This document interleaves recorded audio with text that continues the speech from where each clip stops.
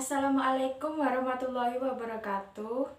Perkenalkan, kami dari kelompok 9. Nama saya Putri Gina Aprilia, NIM-nya 205221370. Dan rekan saya Isnaini Nur Hasanah 205221374 dan Devinta Aulia Ardianita 205221378.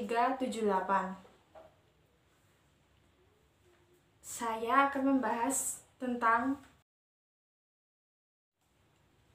esensi Pancasila sebagai dasar negara. Kaidah penuntun dalam pembuatan politik hukum atau kebijakan negara lainnya yaitu sebagai berikut. 1. Kebijakan umum dan politik hukum harus tetap menjaga integritas atau keutuhan bangsa. 2. Kebijakan umum dan politik hukum haruslah berdasarkan upaya pembangunan demokrasi dan nomokrasi.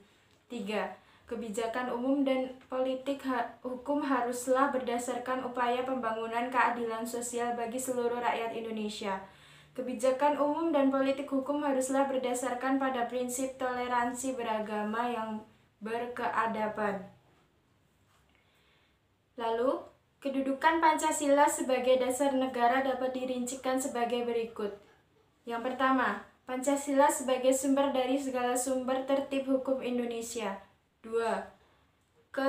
Meliputi suasana kebatinan dalam Undang-Undang Dasar 1945. 3. Mewujudkan cita-cita hukum bagi dasar negara. 4. Mengandung norma yang mengharuskan UUD mengandung isi yang mewajibkan pemerintah dan lain-lain penyelenggara negara memegang teguh cita-cita moral rakyat yang luhur. 5. Merupakan sumber semangat abadi Undang-Undang Dasar 1945 bagi penyelenggaraan negara para pelaksana pemerintahan. Lalu, urgensi Pancasila sebagai dasar negara. Untuk memahami urgensi Pancasila sebagai dasar negara dapat menggunakan dua metode pendekatan, yaitu institusional atau kelembagaan dan sumber daya manusia atau personal. Pendekatan institusional yaitu membentuk dan menyelenggarakan negara yang bersumber pada nilai Pancasila sehingga bangsa Indonesia memenuhi unsur-unsur sebagai negara modern yang menjamin terwujudnya tujuan negara atau terpenuhinya kepentingan nasional yang bermuara kepada terwujudnya masyarakat adil dan makmur. Sedangkan human resource terletak pada dua aspek, yaitu pada orang-orang yang memegang jabatan pada pemerintahan yang melaksanakan nilai-nilai Pancasila secara murni dan konsekuen di dalam pemenuhan tugas dan tanggung jawabnya. Dan formulasi kebijakan negara akan menghasilkan kebijakan yang mengedepankan kepentingan rakyat. Selanjutnya, hubungan Pancasila dengan proklamasi kemerdekaan akan dijelaskan oleh Mbak Isnaini. Di sini saya Isnaini Nur Hasanah akan melanjutkan presentasi dari teman saya Putri Gina Aprilia mengenai materi hubungan Pancasila dengan proklamasi kemerdekaan. Arti proklamasi bagi negara. Proklamasi adalah puncak dari perjuangan rakyat Indonesia untuk bisa mencapai kemerdekaan. Proklamasi sendiri adalah alat hukum internasional untuk bisa menyatakan kepada seluruh rakyat dan seluruh dunia jika bangsa telah menggenggam semua hak dan kemerdekaan. Proklamasi adalah mercusuar yang menunjukkan bagaimana sejarah pemberian dari inspirasi dan motivasi untuk bisa mendapatkan kemerdekaan bagi bangsa Indonesia. Dengan adanya proklamasi, bangsa Indonesia terlahir menjadi bangsa yang merdeka baik secara de facto maupun de jure. Maka dari itu, hubungan antara Pancasila dengan proklamasi kemerdekaan Republik Indonesia dapat dibagi menjadi 3 bagian. Yang pertama, Pancasila adalah dasar dalam pembuatan proklamasi.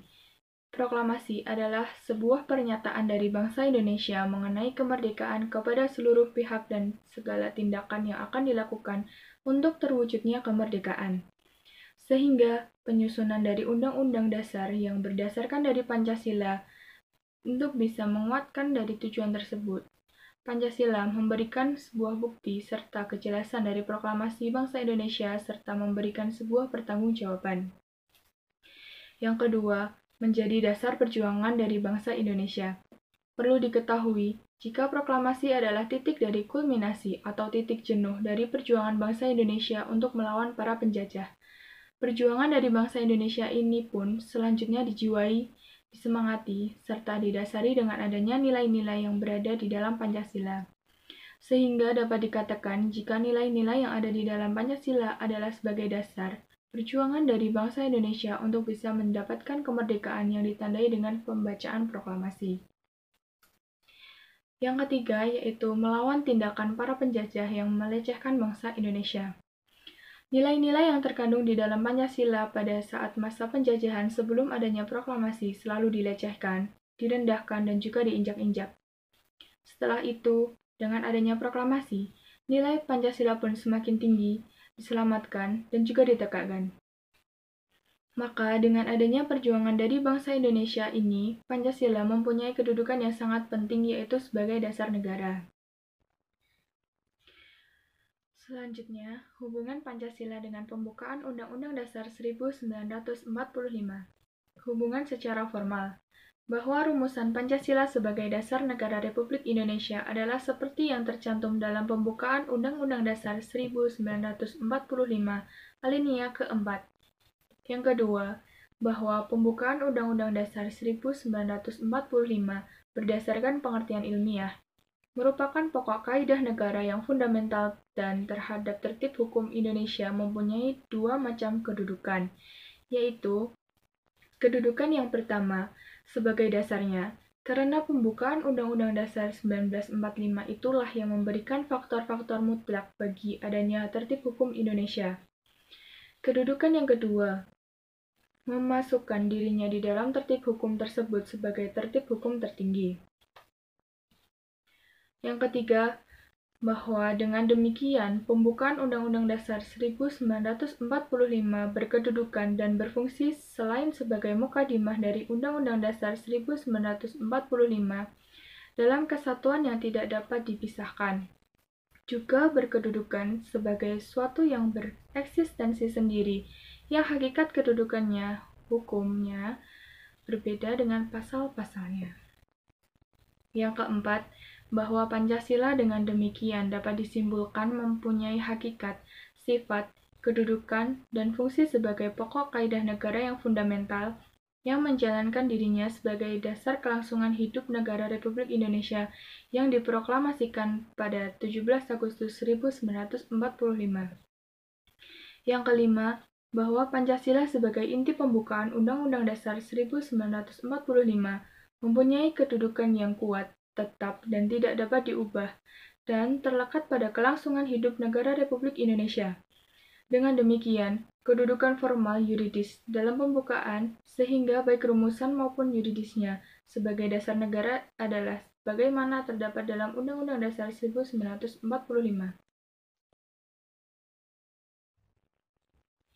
Hubungan secara material. Hubungan pembukaan Undang-Undang Dasar 1945 dengan Pancasila selain berhubungan bersifat formal, juga berhubungan secara material.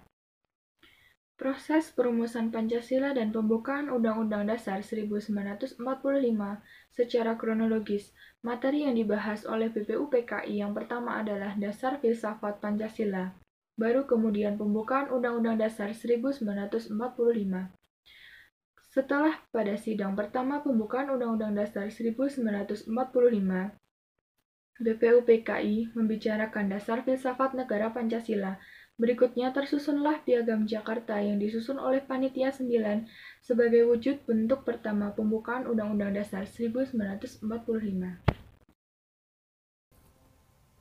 Baik, saya akan melanjutkan presentasi dari Isna ini. Yang selanjutnya, penjabaran Pancasila dalam pasal-pasal UUD NRI 1945. Hubungan antar negara dan penduduknya yang meliputi warga negara, agama, pertahanan negara, pendidikan, dan kesejahteraan sosial yang termuat dalam pasal-pasal sebagai berikut. Yang pertama, pasal 26 ayat 2. Penduduk ialah warga negara Indonesia dan orang asing yang bertempat tinggal di Indonesia. Yang kedua, pasal 27 ayat 3. Setiap warga negara wajib berhak ikut serta dalam upaya pembelaan negara. Yang ketiga, pasal 29 ayat 2. Negara menjamin kemerdekaan tiap-tiap penduduk untuk memeluk agamanya masing-masing dan untuk beribadatan menurut agamanya dan kepercayaannya. Yang keempat, pasal 31 ayat 2. Setiap warga negara wajib mengikuti pendidikan dasar dan pemerintahan wajib membiayainya. Yang kelima, pasal 33 ayat 1. Perekonomian disusun sebagai usaha bersama berdasarkan atas asas kekeluargaan. Yang keenam, pasal 34 ayat 2. Negara mengembangkan sistem jaminan sosial bagi seluruh rakyat dan memberdayakan masyarakat yang lemah dan tidak mampu sesuai dengan martabat kemanusiaan. Selanjutnya, materi lain berupa aturan, bendera negara, bahasa negara, lambang negara, dan lagu kebangsaan yang termasuk dalam pasal yang pertama, pasal 35. Bendera Indonesia adalah sang merah putih. Yang kedua, pasal 36, bahasa negara ialah bahasa Indonesia. Yang ketiga, pasal 36A, lambang negara ialah Garuda Pancasila dengan semboyan Bhinneka Tunggal Ika. Yang keempat, pasal 36B, lagu kebangsaan Indonesia adalah Indonesia Raya. Selanjutnya, implementasi Pancasila dalam perumusan kebijakan. Ada 4 implementasi. Yang pertama, implementasi nilai Pancasila dalam bidang politik, yaitu pembuatan kebijakan negara yang bertujuan untuk mengembangkan hidupan politik di Indonesia, terutama pada masa reformasi ini, harus berdasarkan pada nilai-nilai sebagaimana tertuang dalam Pancasila, sehingga kegiatan politik yang tidak berpihak pada rakyat dan yang hanya berorientasi pada kekuasaan semata dapat dihilangkan. Yang kedua, implementasi Pancasila dalam bidang ekonomi. Kebijakan negara yang dibuat dalam bidang ekonomi harus sesuai dengan nilai Pancasila, di mana lebih tertuju kepada ekonomi kerakyatan, yaitu ekonomi berdasarkan tujuan bersama demi mencapai kesejahteraan rakyat secara luas. Selanjutnya, yang ketiga, implementasi Pancasila dalam bidang sosial dan budaya. Perkembangan sosial budaya pada masa reformasi sekarang ini sangatlah cepat. Namun, untuk mengimbangi pesatnya perkembangan tersebut, maka diperlukan dibentuk suatu perundang-undangan yang mengangkat nilai etika Pancasila yang bersifat humanistik. Maksudnya, nilai-nilai Pancasila yang diimplementasikan harus mendasar pada nilai-nilai yang bersumber pada harkat dan martabat manusia sebagai makhluk sosial. Yang terakhir, yang keempat, implementasi Pancasila dalam bidang pertahanan dan keamanan. Indonesia pada hakikatnya merupakan negara hukum. Untuk menjaga keamanan dan ditegaknya keadilan, maka diperlukan suatu peraturan perundang-undang tersebut dibentuk untuk mengatur ketertiban warga dan melindungi hak-hak warga. Peraturan perundang-undangan yang dibuat tersebut seharusnya berdasarkan pada nilai Pancasila sebagai dasar negara yang pada hakikatnya mencakup nilai ketuhanan, kemanusiaan, persatuan, kerakyatan, dan keadilan. Sekian dari kami, kelompok 9, kurang lebihnya, dan apabila ada salah kata mohon dimaafkan. Wassalamualaikum warahmatullahi wabarakatuh. Terima kasih.